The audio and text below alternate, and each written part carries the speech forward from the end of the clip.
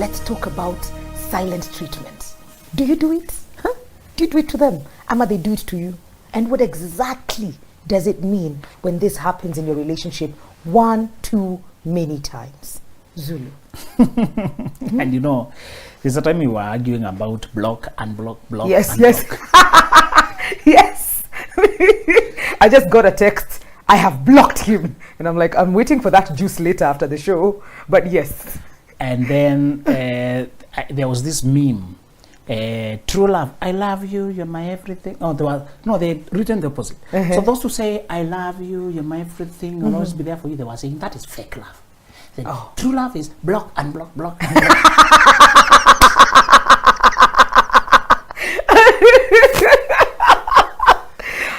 That meme was shared thousands of times. I still see it around. Can you imagine? What? The fake love is, I love you, I'll always be there for you. Yes. Block and block, block and block. That is the kind of love I'm supposed to be looking for. Now they're saying this is fake. The true one is block and block. And another person said, you know, my girlfriend, it's another meme again actually. Okay. That if your girlfriend disappears, blocks, I think it was a person explaining how inconsistent the person is, the girlfriend is. Disappears, blocks, or me won't hear me. Then later on, we find ourselves still talking. Somebody recommended that. Marry that psycho. She really loves you.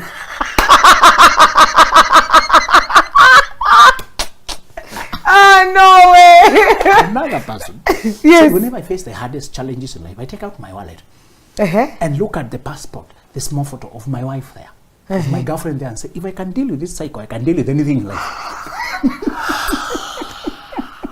So the idea of psycho, instability, fluctuating, inconsistent, is what the world is calling true love.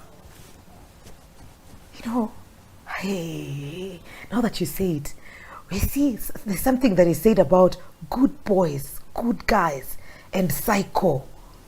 And you know, it says as a joke, but if you meet a real psycho, you will not like it. And they say that they just tell a meme like to that effect, saying, you know, a cool guy and a dramatic girlfriend make such a good combination. Acha nikwambie. And we are saying it's only women who block and block. No. We're just quoting a few to say the world is praising inconsistency and toxicity as if it's true sign of love.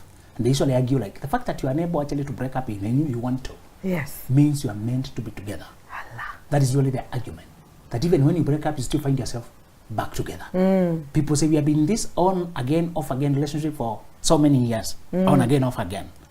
And I always tell them, if you call KPLC and say your power is going on and off, what do they usually do? Do they say that power loves you so much it never stays away? It usually comes back.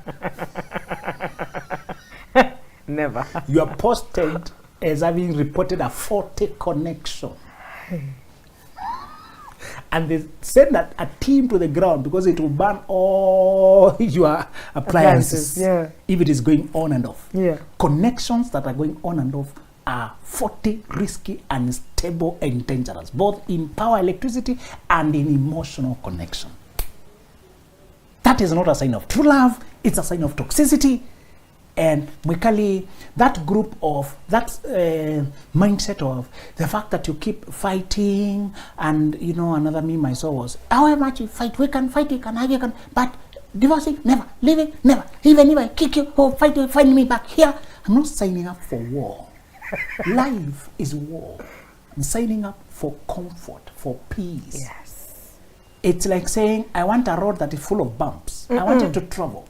Bumps or problems of life that are unanticipated may be inevitable here and there. Yes. But they don't become our normal. You can't drive a road that is just full of bumps. It will be impossible to travel there.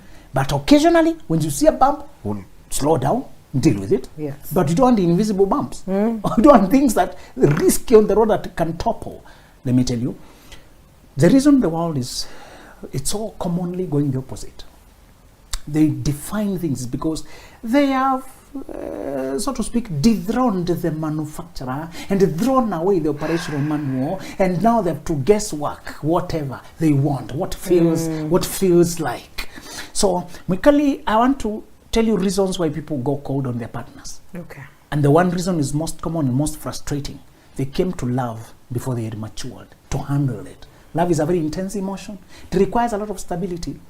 You need a person, you know you can handle love when you feel like shouting and screaming, but you resist yourself. You constrain yourself because you respect your partner, and you still communicate to them even when you are infuriated and hurt. You let them know when you are unhappy rather than pulling away. Yeah. I'm describing the mature love because it is very rare. The toxic love, it is discussed all over. Yes, block and block. So the first reason people, when they are hurt, they withdraw and become silent because they lack the capacity to behave right when they don't feel right. Okay. You know you've matured when Makali has hurt me, I don't feel good. What she said that time, how I felt, but I don't go silent on you the whole day. Yeah. I still check, have you woken up? How is everything? Okay, I may not be in a very good talking mood now, but in the evening you woke up. Even if now we don't have lovey-dovey throughout the day, Yeah. I've let you know I'm not in a very happy mood. Yes. But I've checked whether you have managed to get to work. Yeah.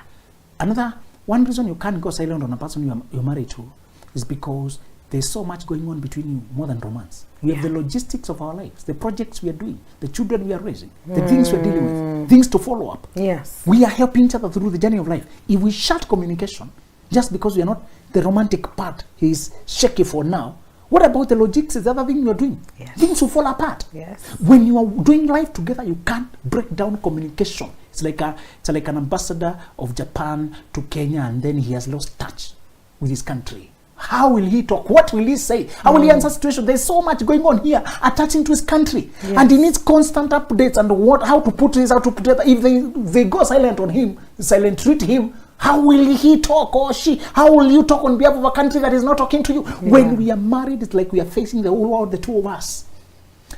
When we are together, the communication is so frequent, so back and forth. Even the jokes and the memes and lovey-dovey is part of it. But also ideas about the chairs we are trying to buy, the electronics we are trying to purchase, what our mom told us, an area I saw that we go to, I saw a good school for a kid, I saw a good plot of what, I mean, the communication between you should be so rich and multifaceted that there's no point of blocking it. When one part of lovey-dovey is not working, the others must continue somehow. That's true.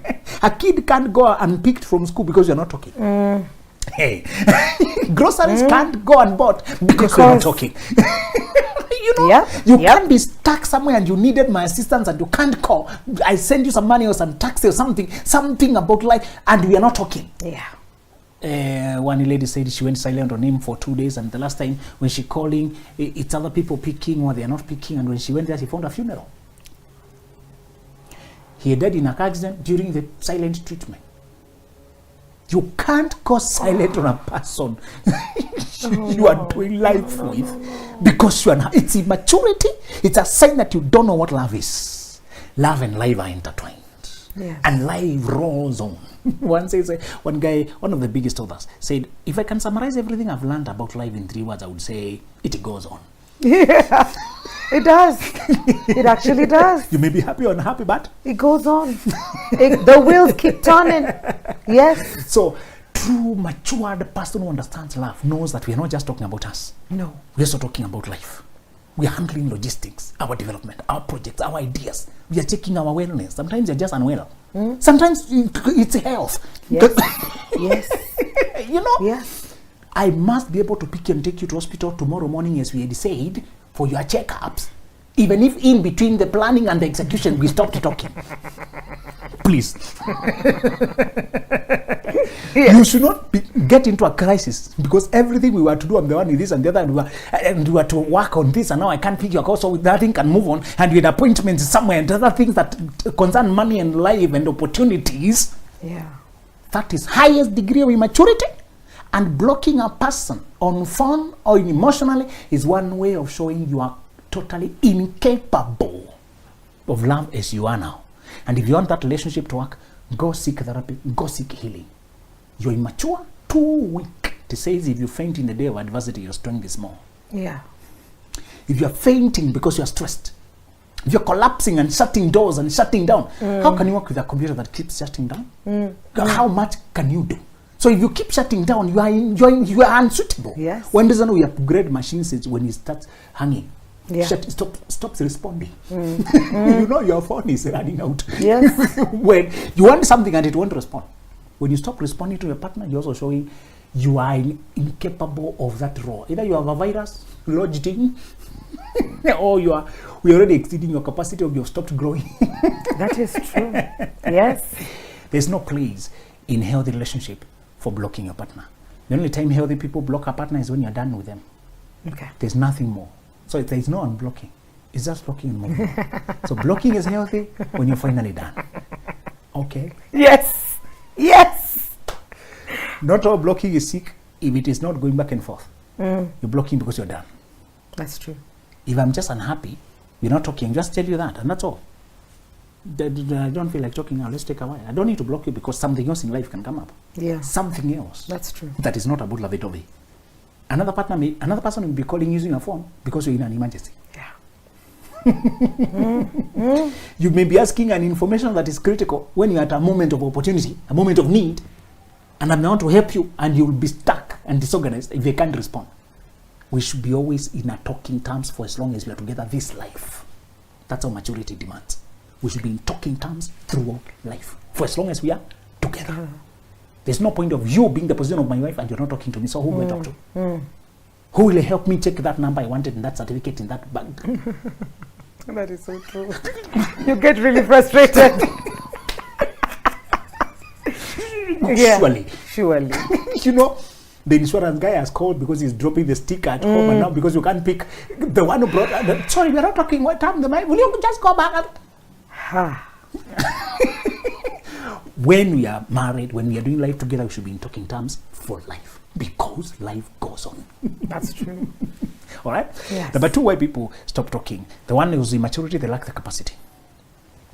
The other part is when they're using the silence to punish you and maintain power over you and keep you in their thrall, in their control, under their thumb. They're not in your life because of purpose, they're in your life because of power. They're not in your life to grow. They're in your life to keep you small and use you. And if they were to maintain a healthy relationship, it would require them to treat you fairly, and they're not ready for that. Okay. Terrible. They keep silent so that you don't question their behavior, because they don't think you're the kind that you should be questioning their behavior.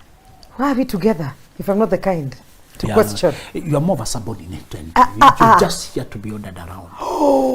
Let me remind you, the word marriage and love has been so misused. Not everybody who comes to marriage is honest. Yes. Please, let me warn genuine people. They seem to think everybody is also genuine. Yeah. The big mistake of good-hearted, genuine, sincere, well-meaning people is to think other people are like them. And so failing to take caution. You don't steal. But why do you lock your car? You don't steal from people's car. So why did you lock yours?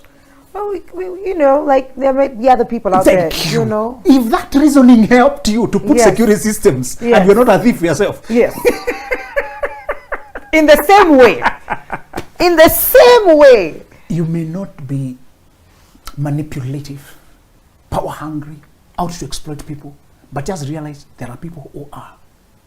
And so put security systems, therefore. You, even if you found people's cars that are unlocked, windows are down, you don't want to pick their phone. No. It's not on you. But you know, if you leave it that way, other people will pick it. Yes. Yes. You know, one motorbike guy hit me and ran. So, you know, it's quite a damage. It does some damage on your car and takes off. Yes. Unless he's using the narrow roads, he can't run against me. But what they do is they just look for where a car can't fit. And I said, I can't do it myself, so I did not expect it to happen. When something happens, you stop there, we sort it. Yes. But later, reasoning with my wife told me this guy cannot afford $20,000, $200 or anything. Yeah. Maybe his motorbike is not his. Yeah, he doesn't even have a license or insurance. He's been given a squad. Just do one round and bring back. I'm having lunch. So he might be ready away from prison sentence, ready away from being auctioned, might be ready away from. So after you calculated the whole thing, you sort of understand. You don't condone it, but you realize not everybody on the road is rightfully on the road. That's true. Some people are illegally. You do not have a helmet or anything. And tell me, she was telling me, understand. You may be on the road and you have put structures, you have obeyed the law. Many people are on the road illegally. And once they get caught, they can't wait. They can't face the issue. Many people are escaping, refusing to talk to you, literally running away from responsibility because they are illegally married. They're illegally dating, illegally in love. They don't want what it takes. They're not doing it right. They're not playing by the rules. They're conning. So when you expect them to talk to you, you're expecting as if they're playing by the rules like you. Yeah. Because me, I paused, just stepped out to go check what happened. You find him taking off. Yes. I followed him and without putting any effort, he's just here. You can't run against with a normal motorbike. Yeah. You need a very fast racing motorbike to run against a car. No more cars even. Yeah. Because a motorbike at 100 is trying very hard. These normal motorbikes. But I thought to myself, when you find him, how will you stop him? You might have to knock him and cause more damage. Okay, that's true. And in that running thing, you can knock other things. Yes. So, this guy. And some of these things, I say the injustices you may meet on the road of life, you also meet them on the road of love.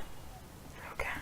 A person who does you, hurts you, and they refuse to take responsibility, they run away. For me, I just had to sort my damage because I don't have an existing relationship with that kind of person. No. Your solution is the same. Heal your damage and avoiding having a relationship with that kind of person. Okay. I didn't see this one going that direction, really. Good one. Okay.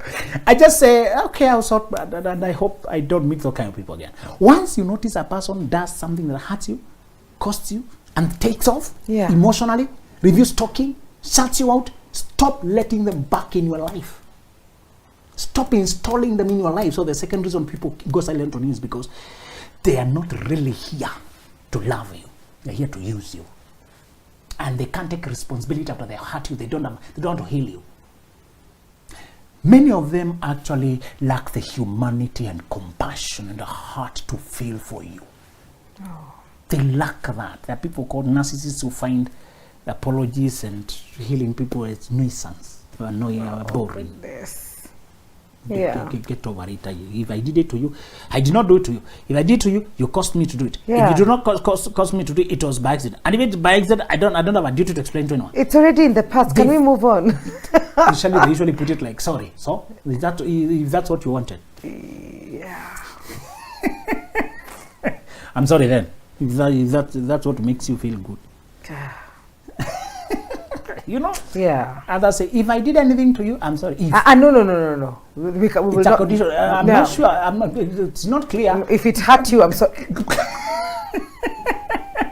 You know? What? They're not really healing you. Yes. They're trying to get over it. You know? Or they reverse and say, does it mean you are perfect? What about the things you do yourself?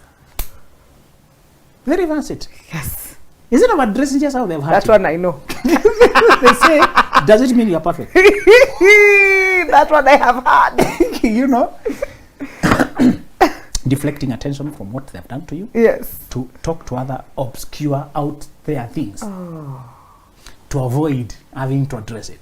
So the third reason why people go on, off is because when they are not supposed to be together, they both know this is not a relationship.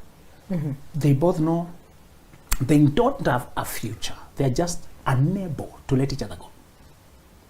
Okay. The thing has long died, but they were addicted to the relationship. Familiarity. They were addicted, yes. And you had become each other's operating system. Be careful with long-term undefined relationships. The person seeps into your system so deep. The way they think, the way they laugh, the way they talk, the way they reason, it becomes so much of you because marriage was intended to make us become one. So if you mimic marriage outside marriage, you still become one in the wrong place. Yeah. Some plants, they grow when the conditions of growth are available, even if it's the wrong place. Even there is sunlight, there is water, there is moisture, it will grow. And then it's growing at the wrong place. So you find very weird, queer-looking trees out there. Yeah. Which grew funny, but because the conditions and the timing for growth was here and the emotion, you plant yourself in the wrong place, you grow there.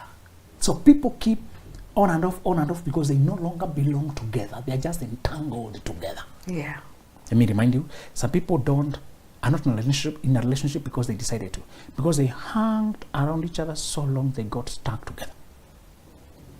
Your feelings are real things, the energies. Yeah. Yes.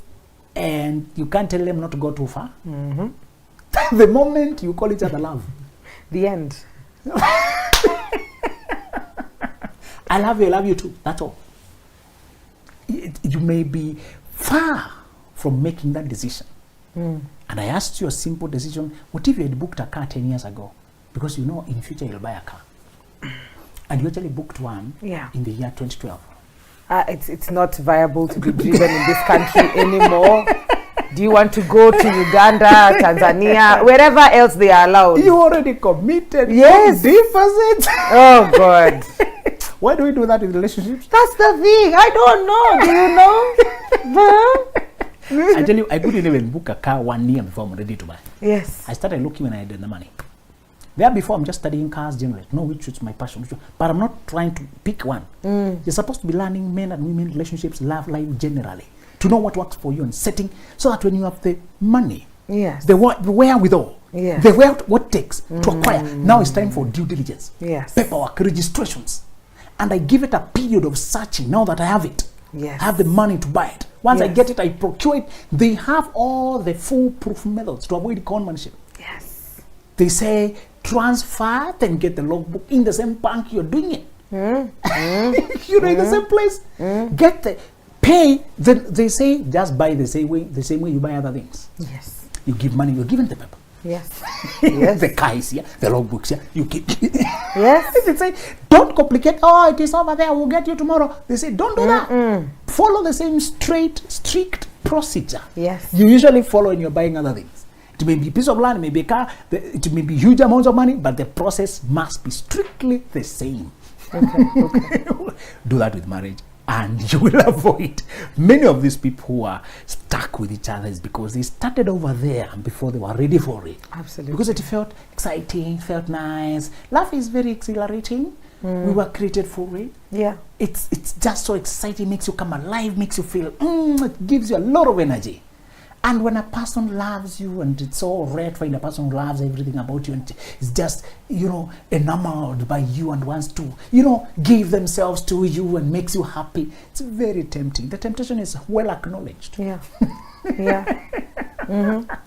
that time, you may be far away, from procuring marriage.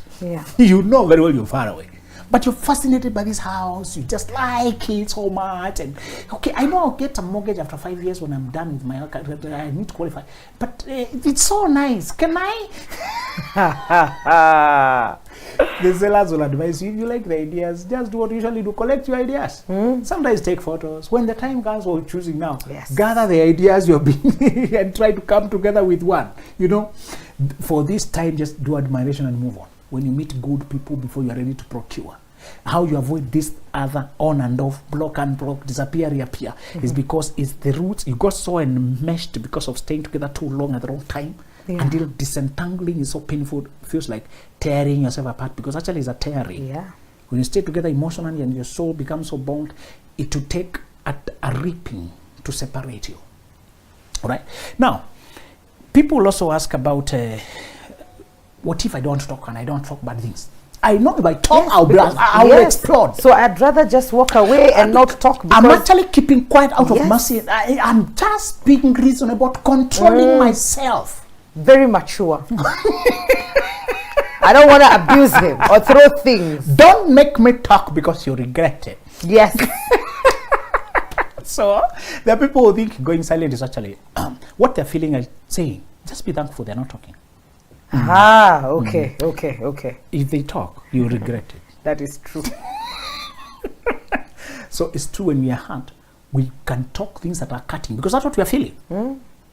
Bitter wells don't give sweet waters. When we feel bitter, we spew out bitterness. Yeah. So where is that then? Must I be always talking when I'm unhappy? Yes. Are you asking me that I should keep up and even after I you know am what you've done? asking you. And you know, sometimes the person knows what they have done. You are keeping quiet to protest. Yes. You're protesting. They know. This is not the first time. Ah. It's a repeat offense. I said last time. Must I keep repeating myself? You know what you did? Yes. Yes. So sometimes the silence is a protest. I don't like what you did. Yeah.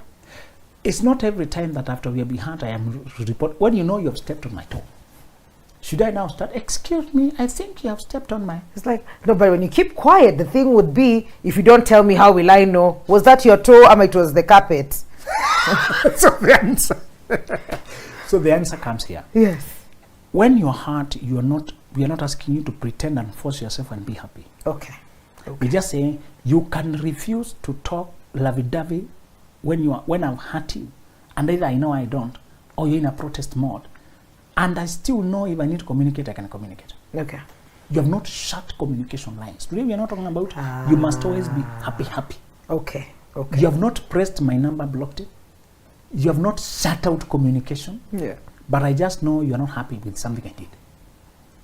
And sometimes with the women, it can be a season of their life. At some point of their cycle is moody. Yes. And they're keeping quiet to avoid saying bad things. Yeah. If you have lived with either, she will tell you, or you'll have learned the pattern. Yes. And you won't take it personally. That While is you're so hoping true. she matures past it soon. No, it's every month. It's just like, oh, we are here again. Just look at the dates, eh? Work with me. So when you need that, when you're on that low, you are human. We can't force you to be happy laughing when you're not feeling happy. No. So the thing is, I know I can still communicate if I needed to. I just know that you're not in a happy mood. Yes. And the whole day can go when we are just talking functionally. I've picked up this and this noted. You know, I saw a meme say when she's unhappy with you, there are two birds. Yes. One is facing the other direction. So you tell her, I love you. She says, good for you. So sometimes she's in that good for you mood. But at least she spoke back. There's hope there. Oh my God. So even when you're unhappy, Yes. justifiably so, Yes. you simply withdraw, and you're not always to say verbally, because when you have communicated in other means, when people stay together, they have so much rhythm of communication. You can communicate without talking. Yeah. They repeated something you told them you don't want. They did it again. They're hurting, they inconvenienced you again. And you are pain, you feel pain. It doesn't mean you must be smiling. Hey, I'm trying to be happy. No. You can simply pull back, let them rethink whether they want to change or not. Yeah. But you don't shut communication. If there's all other communications are still open, I'm just not happy with you. You get it? Yes. Yes. Yes, I do. Let me tell you, silent treatment is a form of abuse. And neglect is that abuse, a form of psychological punishment. Ignoring a person or not caring about what they feel or need is like telling them repeatedly that they don't matter to you and you do not care what happens to them.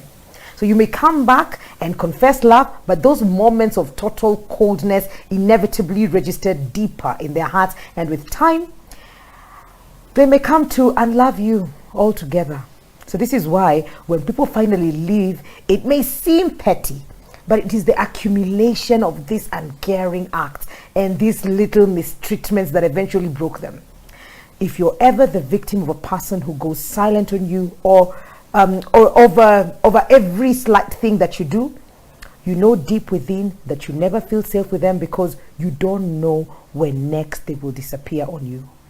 When people don't love you right, at least, bare minimum, love yourself right. And don't institute them in your life unless you see a total, absolute turnaround. Adios.